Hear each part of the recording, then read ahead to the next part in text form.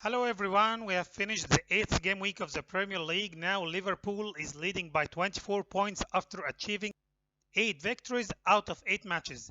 Liverpool is leading by 8 points against Manchester City, the title holders. But does it mean that the Premier League title race is over now? I think, of course, logically speaking, we are in October and it's too early to say that the Premier League race has now finished in the favor of Liverpool. However, I do believe that Liverpool will go on and will continue to clinch their first Premier League title since 1990. In this video, I will illustrate my reasons behind seeing Liverpool as the potential candidates to win their Premier League title since 1990. Let's take a look about what Pep Guardiola did during the last summer transfers for Manchester City. They had their legendary captain and their legendary defender Vincent Kompany leaving the team in order to go to Anderlecht in Belgium to finish his career.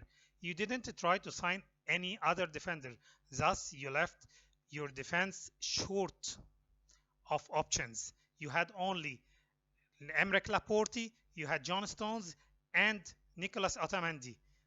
Of course, this is not enough to have only 3 central defenders for a long season, which are you competing domestically and you're competing in the European Champions League too. Let's compare this to what Jurgen Klopp did in Liverpool. He rejected the departure of Lovren, although Lovren is the fourth choice at his defense. We know all that his first choice will be Virgil van Dijk, then comes Joel Matip, then Joe Gomez. But of course, Jurgen Klopp was clever enough to know that he must have at least 4 central defenders for the long season in case any injury happened or any other circumstances. So in this case, he will need Lovren even if he's his fourth option only. What happened in Manchester City was really disastrous. Emre Laporte got a serious knee injury which will rule him out for like 5 or 6 months. Then this was followed by an injury to John Stones. So the only choice left was Otamendi. Let's take a look about Otamendi. Otamendi have a lot of problems concerning position. Otamendi is very shaky when it comes to one-to-one situation. Otamendi is disastrous concerning being sloppy in the ball position. So I see that Otamendi doesn't have the enough quality to play in a top team like Manchester City. That's very disastrous. Imagine who is playing beside Otamendi. He's Fernandinho. Fernandinho have been a monster in Manchester City's midfield for many seasons. He have been a monster in this midfield. But now he is 34 years old. Imagine repositioning him as a central defender. Of course, it will be very difficult for him to adapt. Just remind when Pep Guardiola tried to do some repositioning for Bakary Sagna and Zabaleta and Clichy in his first season with Manchester City. Of course, this didn't work. Pep Guardiola is trying to imitate what he did with Javier Mascherano in Barcelona when he changed his position to a central defender, and the same case of Javi Martinez with Bayern Munich.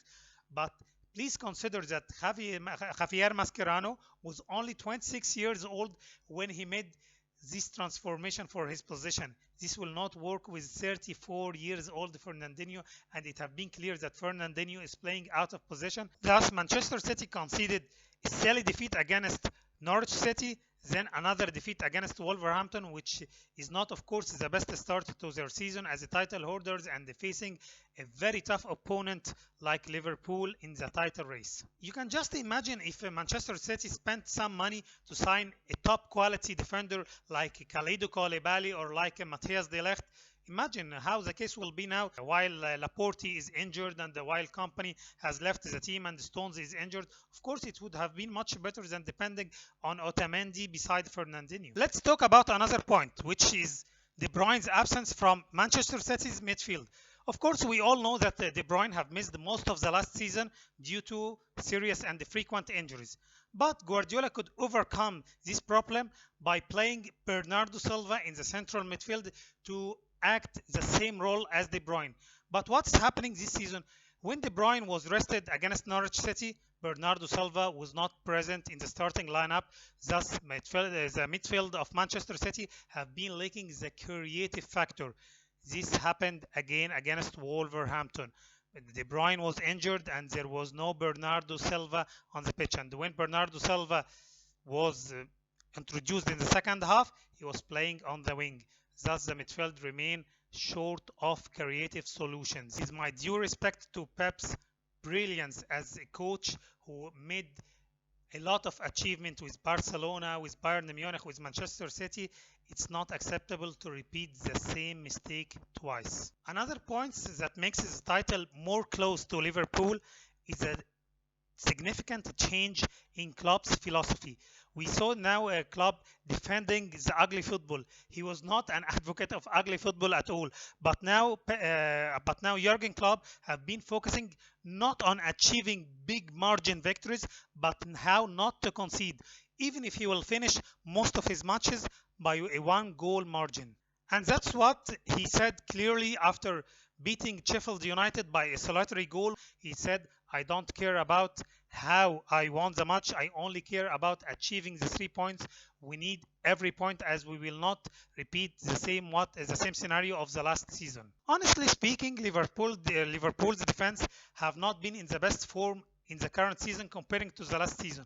But numerically speaking, Liverpool still have the best defense in the Premier League, and I'm sure this defense will grow more stronger when Alisson comes back to his position in the goalkeeper after the international break.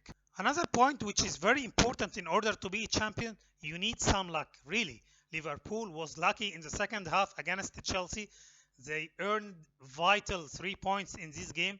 Then they were very lucky against a well-organized Sheffield United when their goalkeeper Henderson made a disastrous mistake that allowed Liverpool to score their only goal of the match. And in their last match against Leicester City, they were lucky again when they had a late penalty in the stoppage time, which Milner converted successfully. All this can give you an indicator that the football loves Liverpool this season and wants Liverpool to be crowned as the Premier League champions. In contrast, Manchester City have been so unlucky when Leroy Sané sustained a long-term energy in the Community Shield match. Then the same scenario happened to their best defender, Emerick Laporte. You can simply compare this to Liverpool when they had their star Mo Salah injured, but only before the international break, and he can be back when the international break is over. The same case for Joel Matip. Finally, I believe that Liverpool have learned the lesson of last season well when they were leading Manchester City by 7 points, and at the end of the season they finished behind them with 1 point. Liverpool will not drop much points this season, and I see Manchester City can drop more points as long as their coach Pep Guardiola said that he will not sign any defender in the January transfers.